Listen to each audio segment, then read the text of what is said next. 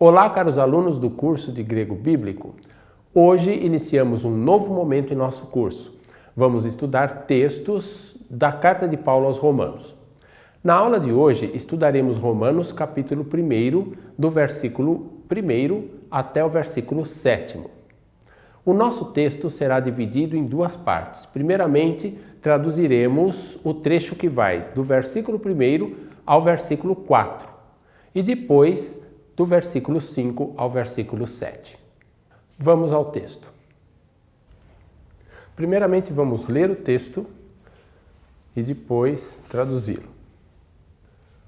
Paulus, doulos Christou Iesu, kletos apóstolos, aphorismenos eis evangelion theu, ho proepengeilato diaton propheton autou, en graphais hagiai, peri tu huiu autou tu genomeno, expermatos David, catasarca, tu horistentos, aqui temos um acento, novamente, tu horistentos huiu teu en dynamei, katapneuma hagiosynes, ex Anastasios necron, Iesu Christou tu Kyriou hemon. Estamos aqui na introdução da carta aos Romanos. Então, Paulo se apresenta. Paulo,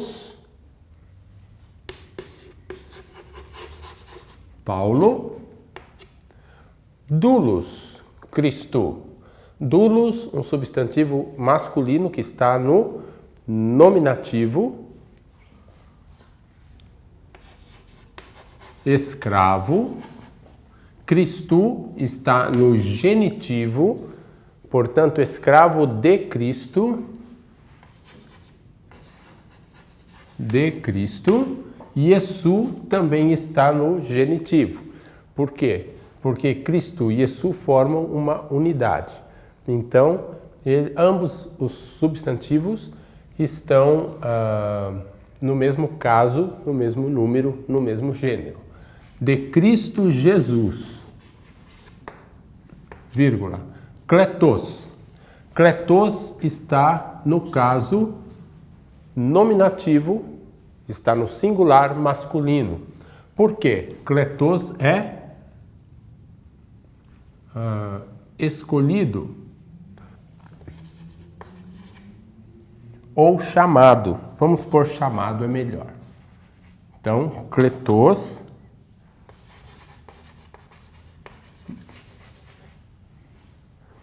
é chamado, porque vem de kaleo, que é chamar, né? Está relacionado com o verbo.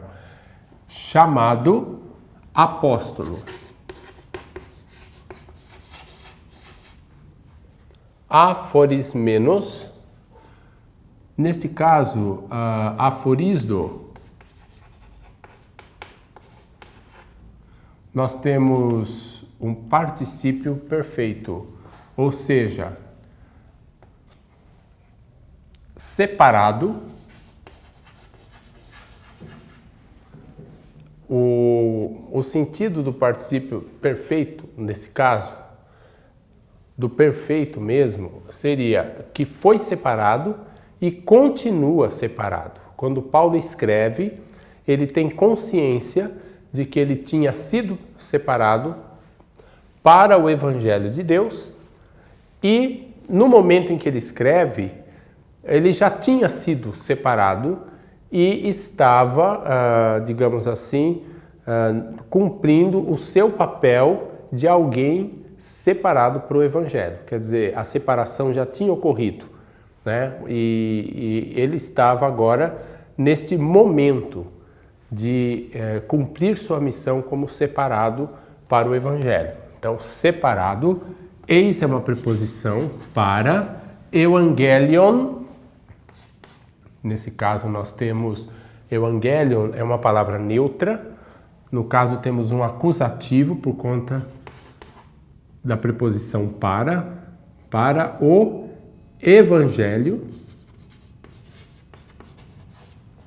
Mas o evangelho de quem? Teu, de Deus.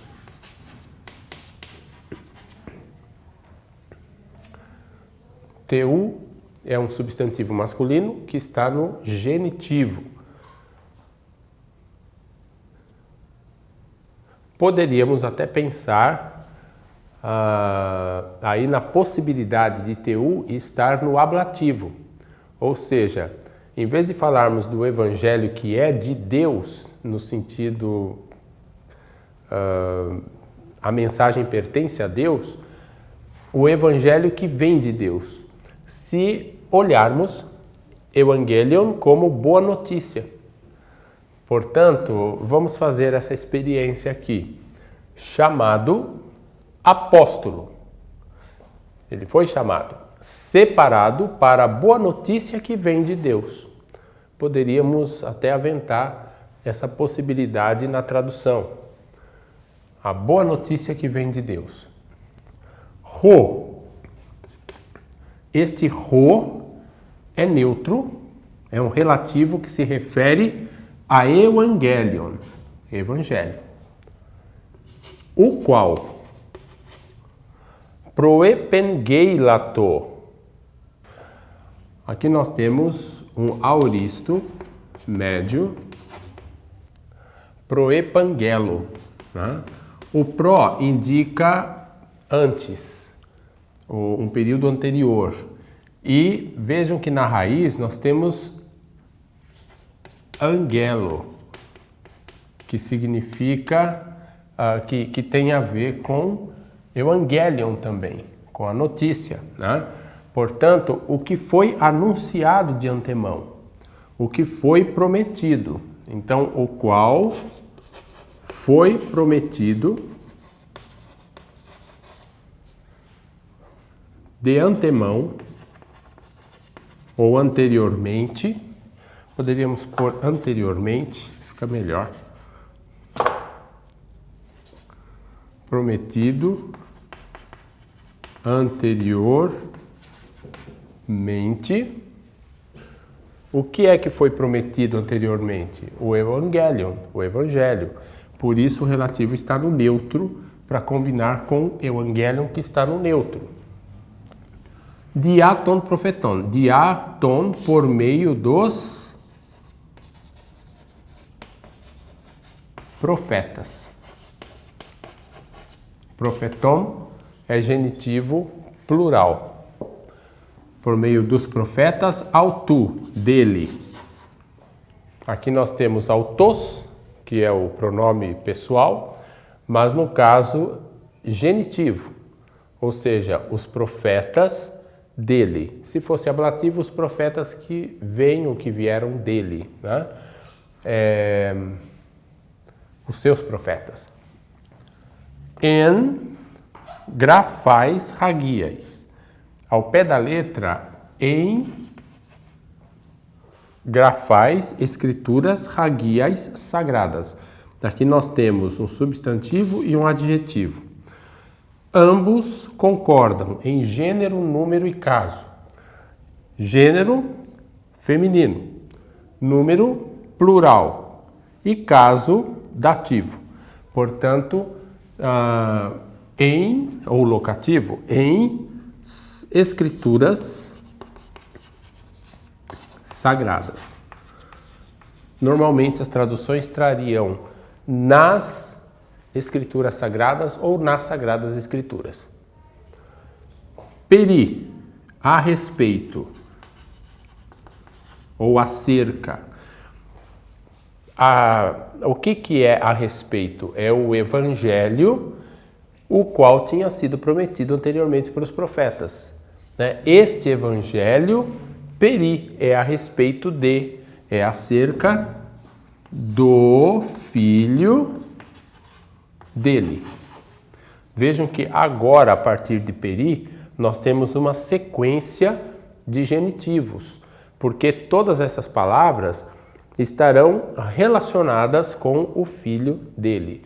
Portanto, a respeito do filho dele, peri tu ruiu autu, tu genomeno. Perceba aqui, né? Tu genomeno. Aqui nós temos um particípio, e esse particípio genitivo, porque está combinando com filho, né? É de ginomai, que é gerar, produzir. Portanto, a respeito do filho dele, que foi gerado,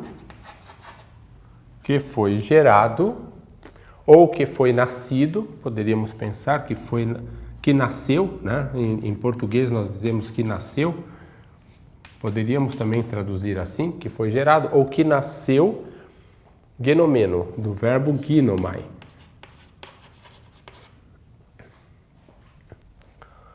Ek indica o destaque, saindo de, né? Procedente de, que foi gerado ou que nasceu da spermatos.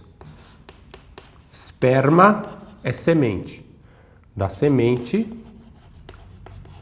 daí pensamos da descendência de Davi. Catasarca, segundo a carne. Vale dizer que às vezes, ou geralmente, né, em muitos casos, digamos, a palavra sarx em Paulo, carne, tem uma conotação negativa. Ela significa, tem a ver com a natureza pecaminosa, caída do ser humano. Mas não é em todos os casos que Paulo usa sarx nesse sentido. Nesse caso, por exemplo, ele não está dizendo de natureza pecaminosa. Ele só está dizendo que Jesus, segundo a carne, enquanto ser humano, enquanto gente, ele é descendente de Davi. Nada mais que isso. Tu horistentos. Vejam que temos um tu aqui e um tu em tu genomeno. Por quê? Porque o que segue são dois particípios. Um particípio no aoristo, genomeno de ginomai, outro particípio também aoristo e também genitivo, horistentos, de horisto, que significa declarar, né, ou apontar. Portanto, declarado ou apontado, filho. Veja que tudo no genitivo, para combinar. O ruiu aqui, ele está combinando com horistentos, combinando com genomeno, combinando com ruiu, por conta do peri, a respeito do filho dele. Que filho? Gerado, então combina no genitivo. Gerado da semente de Davi. Apontado, filho de Deus, ou declarado, filho de Deus. Horistentos, né? Ruiu, teu, novamente genitivo, justamente para combinar. Então, apontado, filho de Deus. Teu, endinamei, em poder. Dynamei. Aqui nós temos de dynamis o dativo. Vejam o iota no final determina o dativo. Por conta da preposição en, novamente. Temos um outro caso aqui em cima. O en grafais hagiais. Aqui temos o dativo, correto? Aqui também temos o dativo. Em poder. Segundo,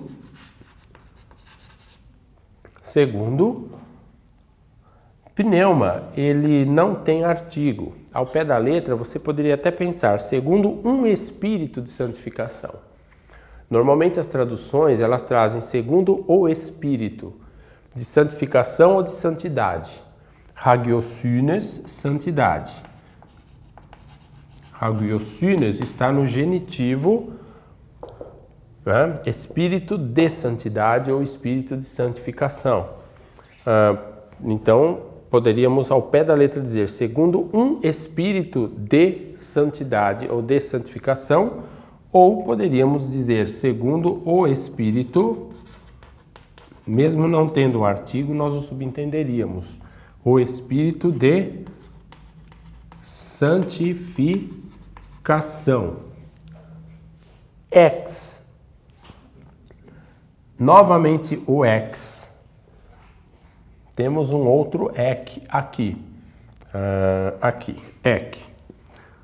Então perceba que esse texto, é possível fazer um sermão interessante em cima desse texto, né? Baseado no texto, porque você vai já dividindo os tópicos. Veja, ex-spermatos, a partir da semente de Davi, né? Nascido a partir da semente de Davi, né? Tu genomeno. Agora, apontado ou declarado filho de Deus em poder, segundo o Espírito, a partir, da ressurreição dos mortos. Aqui, em vez de um capa, nós temos um xi, ex, porque a palavra seguinte começa com vogal. Mas é a mesma preposição daqui, da frase anterior. Né? Então vejam que há um bom equilíbrio nessas frases. Quem é Jesus Cristo? Aliás, Paulo ele diz que é separado para a boa notícia que vem de Deus. E essa boa notícia prometida anteriormente é a respeito de quem? Do Filho de Deus. Quem é esse Filho de Deus? Esse Filho de Deus é o que foi gerado da semente de Davi segundo a carne. É um ser humano descendente de Davi. E por descendente de Davi, nós já temos aqui cumprimento de promessas messiânicas. Por sua vez, também é declarado ou apontado Filho de Deus em poder, segundo o Espírito, que, claro, segundo a teologia neotestamentária ou paulina, que ressuscitou a Cristo, né? A partir da ressurreição. Ele é declarado Filho de Deus a partir da ressurreição dos mortos e é ser humano que cumpre as promessas messiânicas a partir da semente de Davi. Aí dá para fazer um sermão interessante e um estudo muito legal. Segundo o Espírito de Santificação, a partir, eu vou pôr a partir considerando o ek, porque o ek é assim. Se nós temos uma casa, o ek indica o movimento para fora da casa ou para fora da caixa. Então, aqui no caso é procedência, é que vem, from. Né? É que vem da semente de Davi, portanto, que é a partir da ressurreição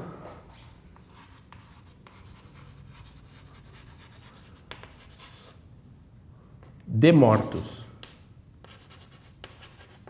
Ele não usa artigo aqui, mas a ideia, o on de necron pode indicar ablativo e não genitivo. Não é a ressurreição que pertence aos mortos, talvez. Quem sabe poderíamos até pensar desse jeito. Mas a ressurreição de entre os mortos. Ele se levantou de entre os mortos. Né? E Jesus Cristo, novamente, porque está tudo no genitivo, todas as palavras no genitivo, por conta do perito ruiu, é a identificação de Jesus Cristo com o Filho dele, que é o assunto da boa notícia. Né? Então, a partir da ressurreição dos mortos, mas quem é ele? Jesus Cristo, e o Cristo aqui já tem conotações davídicas também, Senhor nosso. O nosso Senhor. Vamos agora para a segunda parte de nosso texto.